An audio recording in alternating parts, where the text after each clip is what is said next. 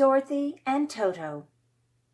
Dorothy was a little Kansas girl who once accidentally found the beautiful land of Oz and was invited to live there, always.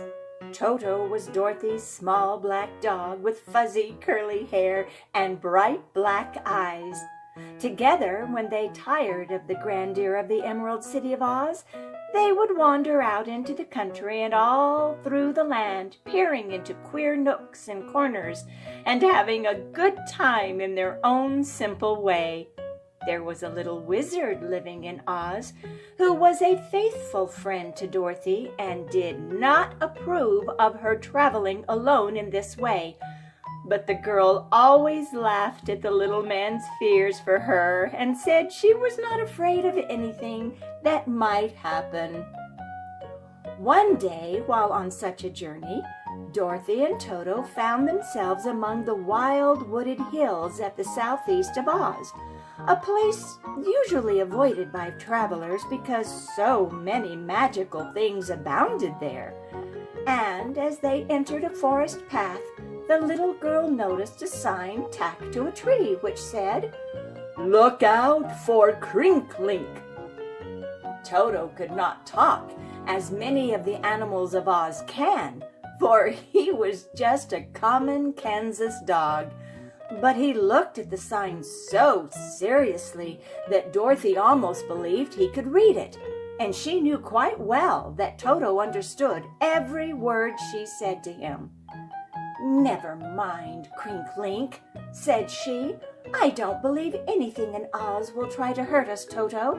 And if I get into trouble, you must take care of me." "Bow wow!" said Toto, and Dorothy knew that meant a promise. The path was narrow and wound here and there between the trees, but they could not lose their way because thick vines and creepers shut them in on both sides. They had walked a long time when, suddenly turning a curve of the pathway, they came upon a lake of black water, so big and so deep that they were forced to stop. "Well, Toto," said Dorothy, looking at the lake, "we must turn back, I guess, for there is neither a bridge nor a boat to take us across the black water." "Here's the ferryman, though," cried a tiny voice beside them, and the girl gave a start and looked down at her feet, where a man no taller than 3 inches sat at the edge of the path with his legs dangling over the lake. "Oh!" said Dorothy, "I didn't see you before." Toto growled fiercely and made his ears stand up straight. But the little man did not seem in the least afraid of the dog. He merely repeated, "I'm the ferryman, and it's my business to carry people across the lake." Dorothy couldn't help feeling surprised, for she could have picked the little man up with one hand, and the lake was big and broad. Looking at the ferryman more closely, she saw that he had small eyes, a big nose, and a sharp chin. His hair was blue, and his clothes scarlet, and Dorothy noticed that every button on his jacket was the head of some animal. The top button was a bear's head, and the next button a wolf's head. The next was a cat's head, and the next a weasel's head, while the last button of all was the head of a field mouse. When Dorothy looked into the eyes of these animals' heads, they all nodded and said in a chorus, "Don't believe all you hear, little girl." "Silence!" said the small ferryman, slapping each button head in turn, but not hard enough to hurt them. Then he turned to Dorothy and asked, "Do you wish to cross over the lake?" "Why, I'd like to," she answered, hesitating, "but I can't see how you will manage to carry us without any boat." "If you can't see, you mustn't see," he answered with a laugh. "All you need to do is shut your eyes, say the word, and Over you go." Dorothy wanted to get across in order that she might continue her journey. "All right," she said, closing her eyes. "I'm ready." Instantly she was seized in a pair of strong arms, arms so big and powerful that she was startled and cried out in fear. "Silence!" roared a great voice, and the girl opened her eyes to find that the tiny man had suddenly grown into a giant and was holding both her and Toto in a tight embrace, while in one step he spanned the lake and reached the other shore. Dorothy became frightened then, especially as the giant did not stop, but continued tramping in great steps over the wooded hills, crushing bushes and trees beneath his broad feet. She struggled in vain to free herself, while Toto whined and trembled beside her, for the little dog was frightened too. "Stop!" screamed the girl. "Let me down!" But the giant paid no attention. "Who are you and where are you taking me?" she continued. But the giant said not a word. Close to Dorothy's ear, however, a voice answered her, saying, "This is the terrible Crinklink, and he has you in his power." Dorothy managed to twist her head around and found it was the second button on the jacket, the wolf's head, which had spoken to her. "What will the Crinklink do with me?" she asked anxiously. "No one knows. You must wait and see," replied the wolf. "Some of his captives he whips," squeaked the weasel's head. "Some he transforms into bugs and other things," growled the bear's head.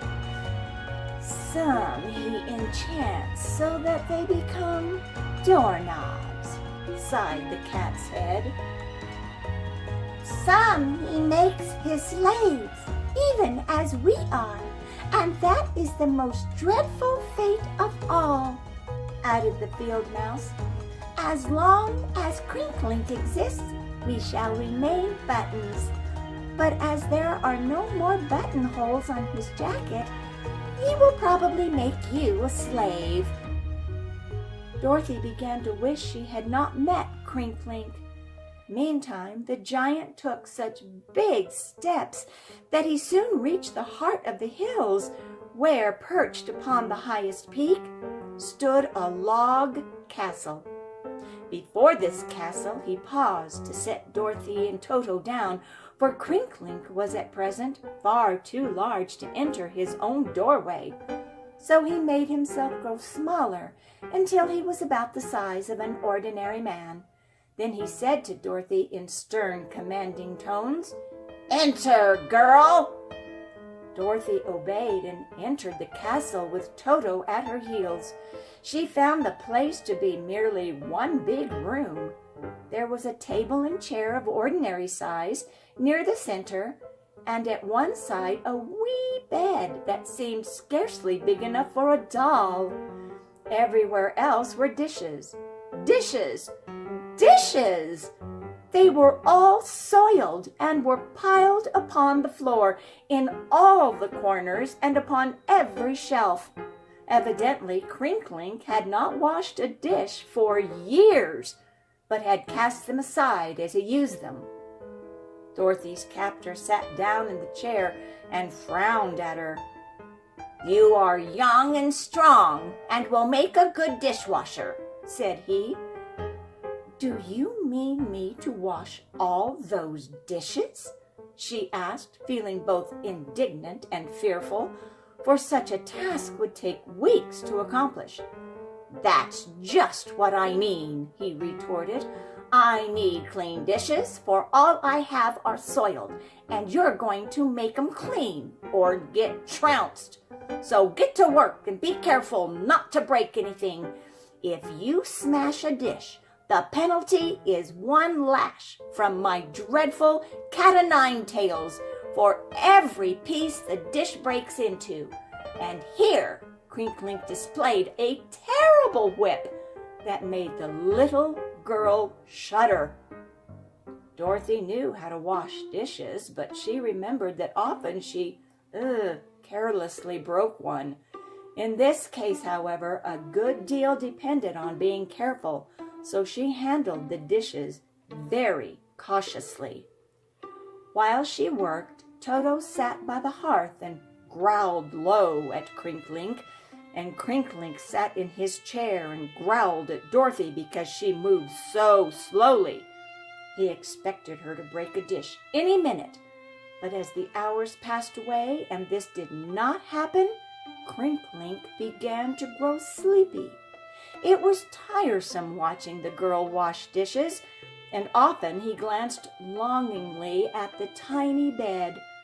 Now, he began to yawn, and he yawned and yawned until finally he said, "I'm going to take a nap, but the buttons on my jacket will be wide awake, and whenever you break a dish, the crash will waken me. As I'm rather sleepy, I hope you won't interrupt my nap by breaking anything for a long time." Then Crinklink made himself grow smaller and smaller until he was 3 inches high and of a size to fit the tiny bed. At once he lay down and fell asleep. Dorothy came close to the buttons and whispered, "Would you really warn Crinklink if I tried to escape?" "You can't escape," growled the bear. "Crinklink would become a giant and soon overtake you." "But you might kill him while he sleeps," suggested the cat in a soft voice. "Oh!" cried Dorothy, drawing back. "I couldn't possibly kill anything, even to save my life." But Toto had heard this conversation and was not so particular about killing monsters. Also, the little dog knew he must try to save his mistress. In an instant he sprang upon the wee bed and was about to seize the sleeping Crinklink in his jaws when Dorothy heard a loud crash and a heap of dishes fell from the table to the floor. Then the girl saw Toto and the little man rolling on the floor together like a fuzzy ball, and when the ball stopped rolling, behold, there was Toto wagging his tail joyfully, and there sat the little Wizard of Oz, laughing merrily at the expression of his surprise on Dorothy's face. "Yes, my dear, it's me," said he, "and I've been playing tricks on you for your own good. I wanted to prove to you that it is really dangerous for a little girl to wander alone in a fairy country, so I took the form of Crinklink to teach you a lesson. There isn't any Crinklink, to be sure, but if there had been, you'd be severely whipped for breaking all those dishes." The wizard now rose, took off the coat with the button heads, and spread it on the floor wrong side up. At once there crept from beneath it a bear, a wolf, a cat, a weasel, and a field mouse, who all rushed from the room and escaped into the mountains. "Come on, Toto," said Dorothy. "Let's go back to the Emerald City. You've given me a good scare, wizard," she added with dignity, "and perhaps I'll forgive you by and by. But just now I'm mad to think how easily you fooled me." The end.